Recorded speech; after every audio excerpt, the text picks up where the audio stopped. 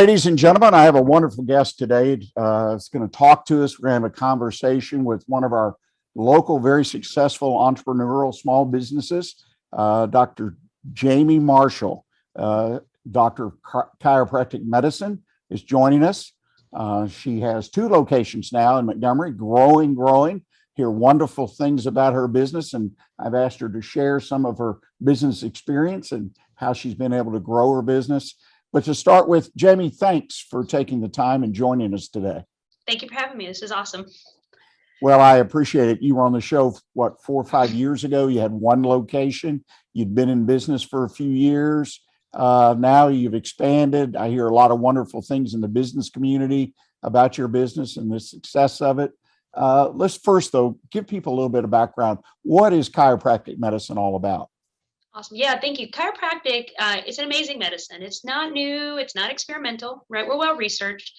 I love chiropractic because we get to help the human body without drugs, without surgery.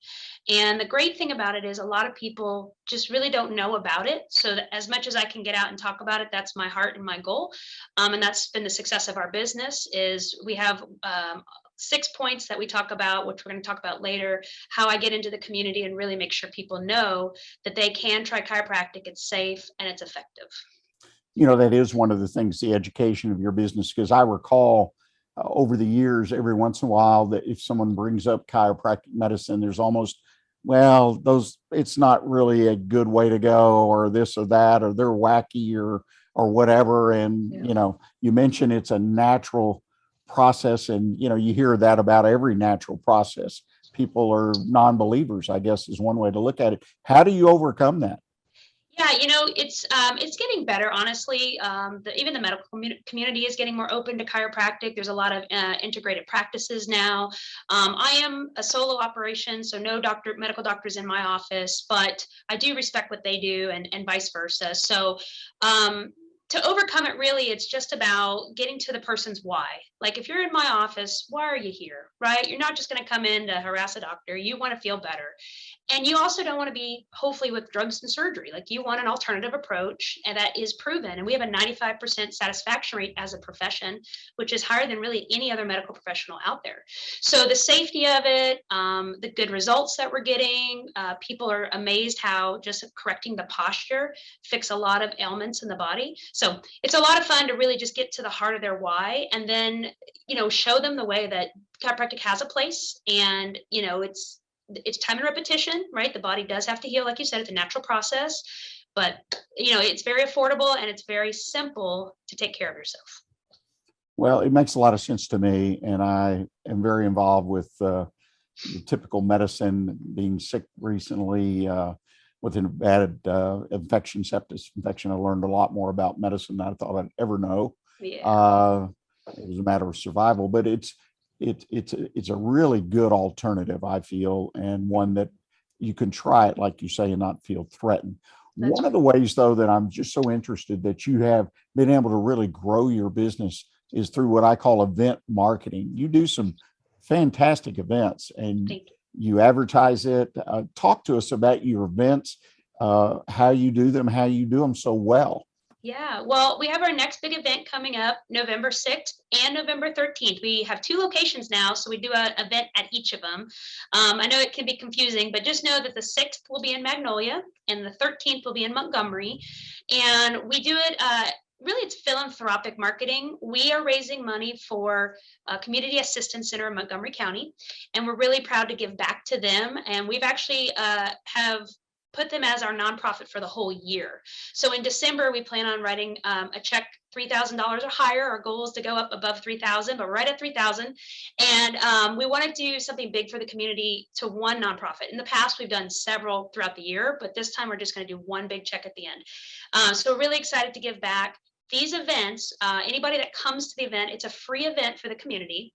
Vendors will be there. And this one is called Comic Fans. So we're going to have characters walking around, Star Wars and Marvel Comics, all the good stuff. And then, we're going to do free spinal screenings. So anyone that does have questions on their health, specifically spine and nervous system, we want to be able to answer those questions in a really fun atmosphere. And then if they decide to take a chance on us, because we're awesome, then they would pay for that first visit. and it's only $40. That $40, then we turn around, we give a portion of that back into that fund, which is, so basically we tell our patients, you're giving back in two ways. You're taking care of your back and you're helping someone else in the community. So you're giving back that way. So we, through that process of just being fun and welcoming, we've helped a lot of people come through our doors. And I actually had one of my staff members tell me we have over 8,000 patient files in 10 years of being open, almost 10 years of being open. So it's pretty amazing to know that we've had a lot of people come through, and we've helped a lot of people and changed some lives. So we love everyone to come out. So 10 to 2, both Saturdays, November 6th and 13th, and it's Comic Fans Unite. So come out and see us. Well, one of the things I think that makes your event so successful has been, historically, at least as far as I can recall, you've always been connected to a nonprofit. You choose a nonprofit to donate a portion of the proceeds.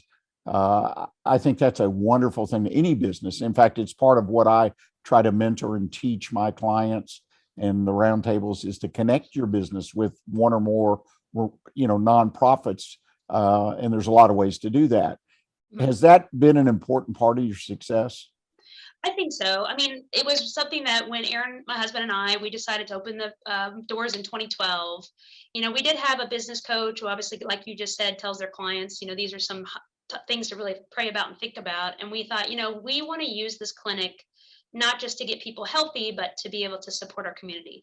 And what better way to do that than philanthropically, and letting patients know that every time they come, this office is doing more for the people around them as well. So I guess there's that old saying, givers gain, so we do want to give back. And I feel it's been a big success, not only just visually for our clinic, but spiritually for Aaron and I. Like that's something we definitely enjoy doing. So.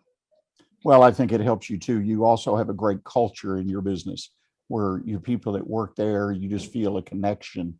And I've got to ask you a question. How do you find, it's a question really gets talked about all the time these days. How do you find good people these days? I love that question. So I actually got a life coach this last year. I've been investing in myself. As the business grows, headaches can grow. And, staffing is a blessing, but it can also be a tough area, right? Because a lot of people struggle with staff. But I didn't want that to be my downfall. Like I want to hire good people, I want to keep good people, and I want to motivate good people. And but it comes down, like you said, culture. And I finally, with the help of my coach, Angela Aja, she's amazing. She helped me realize what my core values are. So like my core values are connecting with others, which is participation. Like I love to be places. I want to participate. Doing this is awesome for me. I love this. But also I like hospitality. I want to take care of people. I want patients to feel good when they come and obviously feel good when they leave. And then integrity. Integrity, of course, can be overused, but to me, it just means feedback. Like I want to hire people that want to grow. I want to hire people that obviously are honest and do, hard work like myself. So those are my core values. And so when I kind of nailed that down, it's been such a blessing because now when I hire people, I have basically a couple steps I go through, but I do make sure that we ask questions like, can you work the times that I'm asking you? What do you think of our culture? Can you be a participation, hospitality, and integrity person within our walls? And then from there, we do like a group interview where they come into a kind of an anxiety situation and can they handle being around groups of people? Because this is what this office is. It's fast paced. We see lots of people. Do you interact well? Do you feel comfortable? And then we do one-on-one. And in our one-on-one, we ask behavioral questions, so tell us a time in your career when you did this and what was the result? And, how are you a player in that? And so once I upped my interview processing, my staff has been fantastic. I mean, they're excited to be here. They're easy to work with. And I don't know, I feel like I've grown so much over the last year. So I'm excited to be able to share that with everybody here because, it's one of those things where you need staff, and they're so important to your business. And so to find that I can really start to, work with them was a big helper for me. So. Well, I sense that it's paying off. We've just got a minute or two left and we need to take a break. but I want to talk quite a bit today, if possible, about goal setting, business plan, strategic. It's all about setting goals and how you measure them and how you hold yourself accountable. So let's just kind of wade in the water a little bit, and we go to the break. We'll come back and get into a little more detail. But how do you go about setting goals for your business? Tell us your formula, if you don't mind. Sure. We have short-term goals and long-term goals. I think every good company would. Our short-term goals are monthly. We definitely have a number that we have goals for how many new patients we see, how often is that patient under care, and then our dollar visit average. So what the average person spends when they're in our office. Those three numbers dictate flow. So if the dollar goes down, we have to see more people. If we see more, if the dollar goes up, then we get to see less. So we try to really keep it at a level playing field so that we can fulfill the purpose, which the purpose is to save lives. Like, we want to change lives in our community using chiropractic, but the only way to do that is to make it affordable and then be available in hours. So our plan and our vision is short term, make sure we're hitting these goals, but then the long term is the purpose of the numbers. We have a spreadsheet, a 5-year plan, where we see each doctor in the practice hitting numbers, and it's not the number, it's the purpose of that number, right? So it's all about making sure that that's one more person that knows chiropractic, one more person that's given this a chance in the sense of possibly changing their life, and then hopefully avoiding drugs and surgery if possible. So. Well, it's interesting because using those types of metrics, it's fairly easy to hold yourself accountable, right? Because you've got numbers. And I need to ask you, in your planning, when you put together, and you mentioned some metrics about patient visits, dollars, do you share that with your employees? I do. Yeah. So we call it our scoreboard. And especially like with our associate doctors, we want them to know their patient flow. And it also is a motivational for them on the paycheck side too. So we want to make sure that they know what they can do in our office to grow with us. And then with our chiropractic assistants, which is our front desk, our back office CAs, and then we have a biller, we have a practice representative, all of our employees, those 4 positions, we want them to understand those metrics, because even though it's numbers, we have to remind them it's the purpose. The purpose is what leads the dream. And so the dream is to help lots of people. And so the only way to do that is for the staff to really understand that this is bigger than a job. Like, this is a career. This is a chance to really give back as well, be a part of the culture. And so I think, after a new hire, 30 days, they're like, okay, I'm finally understanding what these numbers mean. It's not easy because not everyone's business minded, but I do make sure they get the opportunity to learn. So Now, do you do any kind of business plan or strategic plan? We do. So my husband and I, we're 50-50 owner, and we want to keep growing locations. So actually this weekend, it's kind of funny this interview falls on this week, but this weekend we have a staycation, Margaritaville, right? So we're gonna take it, and we're going to put our heads together and really put a budget together. What does that look like for the next year as far as staffing and adding doctors and any marketing budget that we need to set, things like that. So we try to do that once a year and really just set the tone for the next year.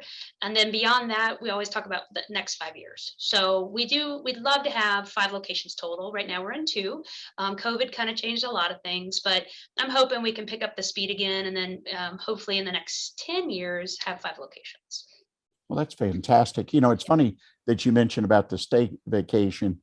I just came from a business roundtable meeting that I mentor, and 2 of our participants do exactly that. That's how they do their planning, because their spouse is an owner of the business, may not work in the business, but Right. they get away together and hash these things out. That's So right. it's a popular thing. It's funny, I don't recall hearing that in the past, and I think that's great. As long as you do some planning, and we always need to remember our families are vested in our business, whether they have ownership or not. So That's right. by including them, especially if they have some expertise, that's helpful.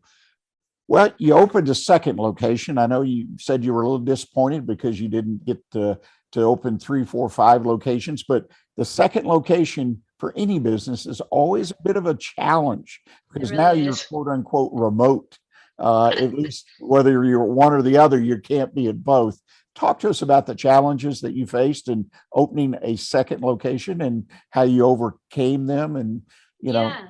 because it is a difficult decision, a difficult thing to execute. Yeah, it was, the dream was big. So we knew that we had to do it. But then COVID hit, of course, and the bill that was already in place, loans were already going. So here we go, COVID or not. And April of 2020 is when we opened in Montgomery. And we had 4 doctors at the time. And so through a lot of changes in the office, we went down to basically 2.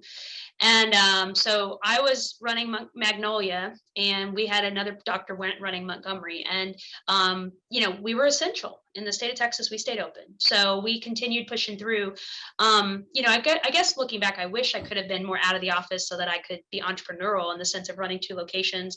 But, God is good. And, we had the staff that was still on purpose, and we kept both doors open, and we just cranked through best we could, and patients were grateful, so they weren't have to go to the hospital for back pain. They could come see us.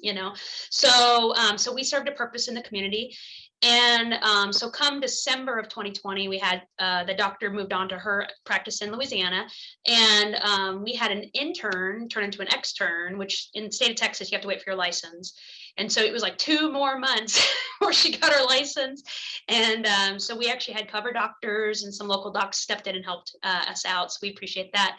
And then she was officially licensed by end of February, and she is now running that location, and she's doing a fantastic job. So her patients love her. She's got great Google reviews. So I couldn't be more happy. I'm still in the Magnolia location, but we just hired Dr. Dragonet, and we're excited to have him. So we've got Dr. Reynolds in Montgomery.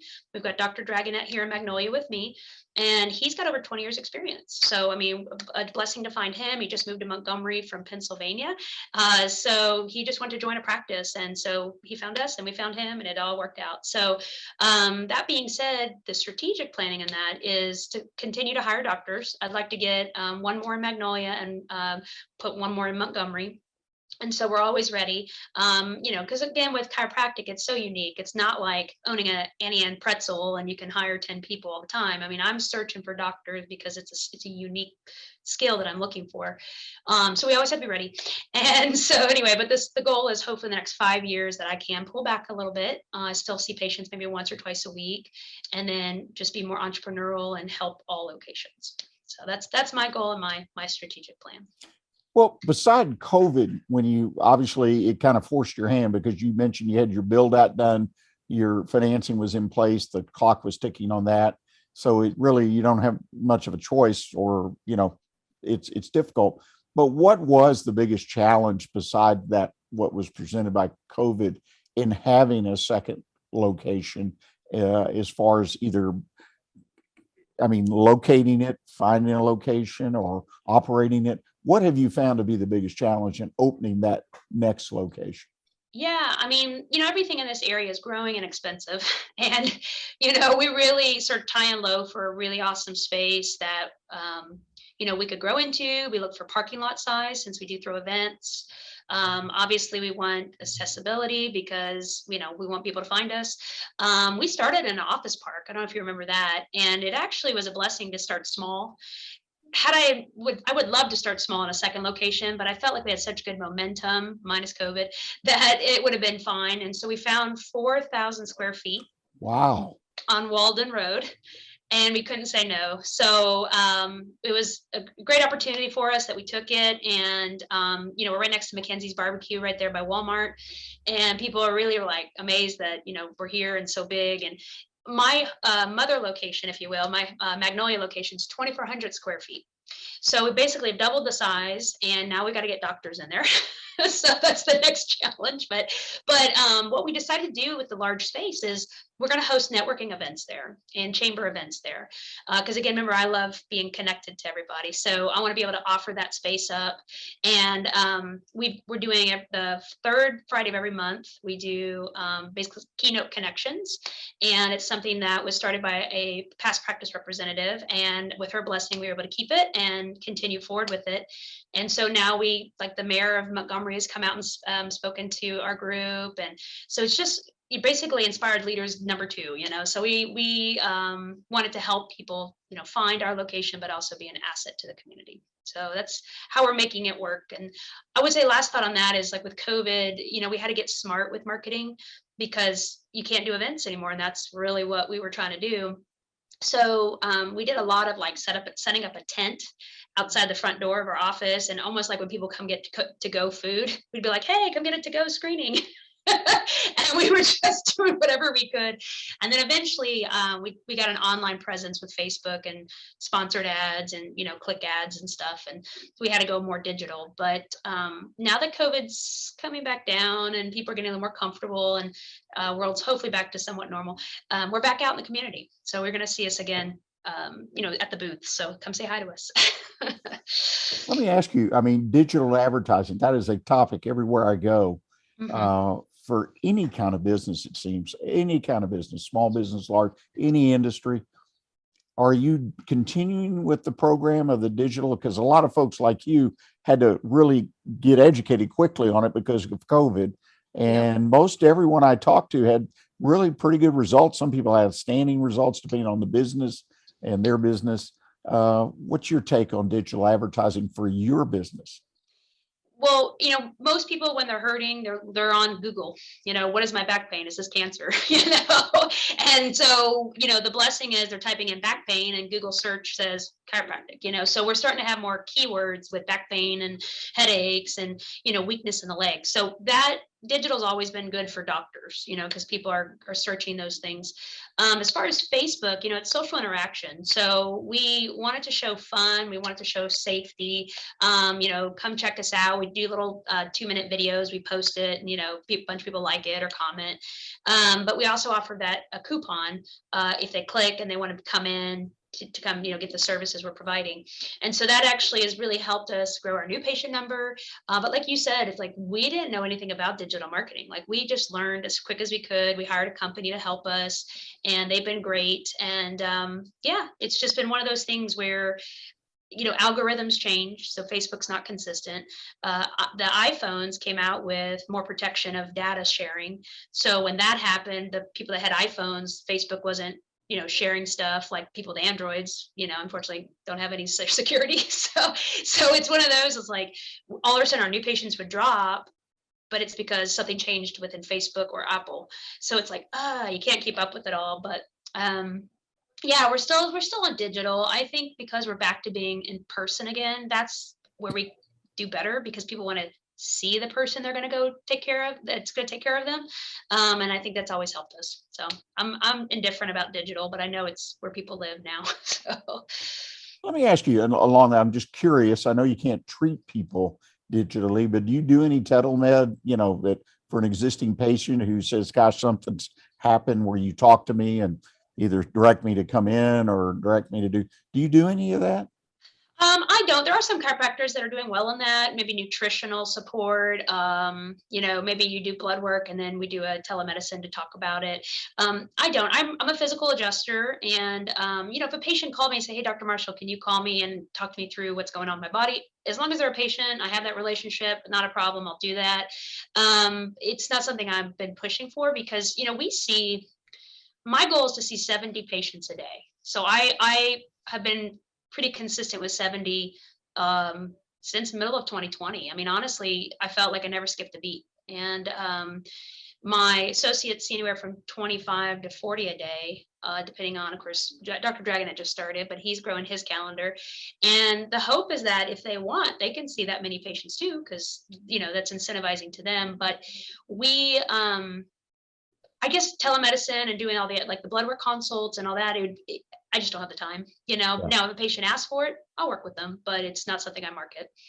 Yeah. Well, one final question or topic I'd like to touch on with a minute or so that we have left, and you've already touched on it a couple of times. You want to expand, and if you don't mind, whatever you like, what is your exit strategy on your business? I mean, to have 5 locations or 5 to 10, what is the exit strategy for you and your family in your Sure. business? Yeah. So, I mean, honestly, I'd love to just till I'm 80 years old. I think it's just a passion of mine. But we know that life happens and retirement's going to be around who knows, 60, 70, 80. So my exit strategy really is to empower the next generation of chiropractors. Obviously have a good solid foundation for them to work and feel good about their work and be able to give back to the profession in our communities, in hopes that, Aaron and I can build different revenue sources, just to have that stability. And, we, of course, the business is a revenue, but, obviously having rental properties and things like that, thinking outside the box. That's really where Aaron and I are strategically planning, as well as what does the next 10 years look like for us, as well as the business and other revenues. So as we get older and we start, thinking through those logistics, 60, 70, 80 looks good. We're excited to see some stability in our future, and still help the profession. So that's my goals. Well, I appreciate it. Sounds like you've got that well in hand. Dr. Marshall, I can't thank you enough. I mean, Quality Life Chiropractic, 2 locations, glad to see that, and wish you all the success. Now, folks want to reach out to you about an event or just to talk to you about your business philosophy, whatever. What's the best way for them to do that?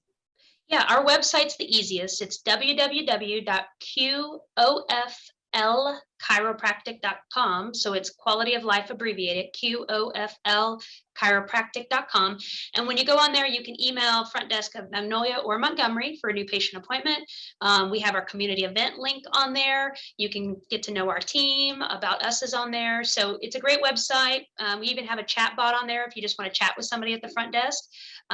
Please call us. We'd love to help you. Well, thank you again so much. Appreciate you joining us, and also thank you for your patience in getting things up and running today. Yes. And we look forward to seeing you in the near future. That's awesome. Thank you. Feel better. All right. Bye. OneBestConsult.com, a community of small business owners where you as an owner can find answers to the most pressing business questions you have. Not sure who to turn to when you have a challenge in your business? Turn to the folks at OneBestConsult.com. That's the number 1, bestconsult.com, where you can always find advice you can use based on common sense business experience. Join our community of like-minded business owners at OneBestConsult.com.